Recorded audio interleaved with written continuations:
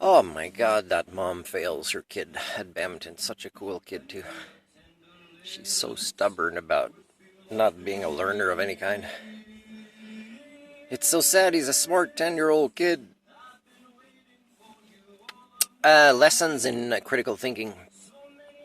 You know, an unexamined life is not worth living. And there are cultures where they certainly do it more than others. And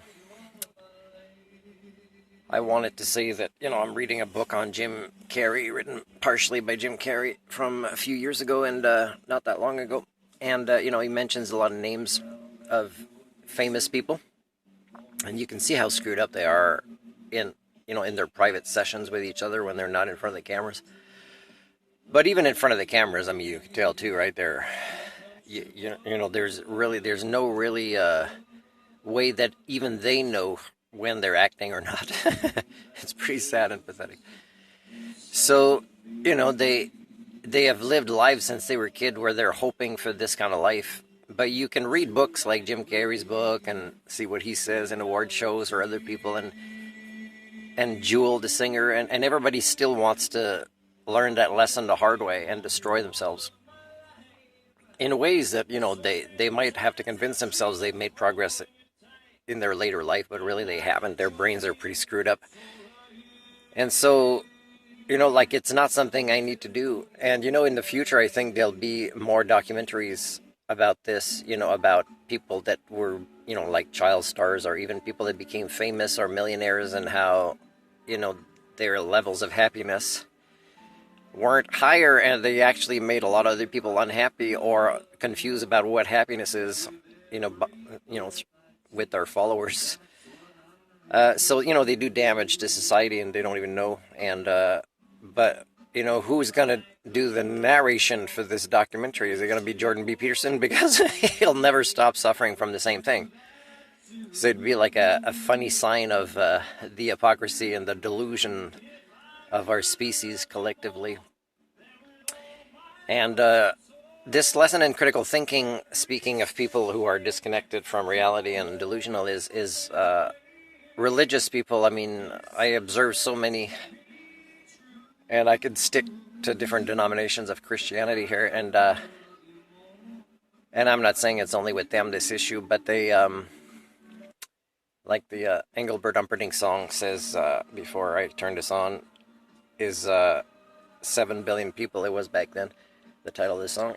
And it says, people are looking for a revelation, and perhaps it is life is about the journey, not the destination. And religious people is, you can tell, it's almost like they resent being alive, because they believe so much in this lack of reality of an afterworld that they will deserve to be awesome. They don't even get the incongruence that they're living a life in the meantime, barely phoning in their advocacy for others or their role as a helper, because there's really no human standards of quality in any cultures of the world, so they can easily convince themselves that, their timeshare in heaven's already paid up and guaranteed, and they do not examine their lives at all. They do not see how they don't deserve to be there any more than non-religious people or people from other religions or people that they might consider to be worse than them when they're not.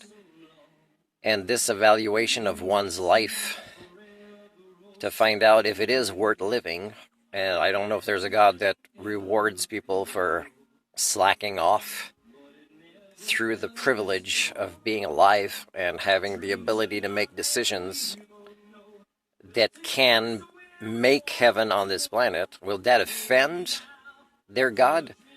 If they become better people, they learn community skills, social skills, they evaluate their own lives to see, oh, yeah, if I, even if I apply human standards to how God would judge my life, I wouldn't make it to heaven. Would they be capable of doing this, if we didn't all suffer from so much HSD? And it wouldn't be so easy for, celebrities or rich people or any kind of elites or even non-elites, but that are religious, to believe that they've already succeeded.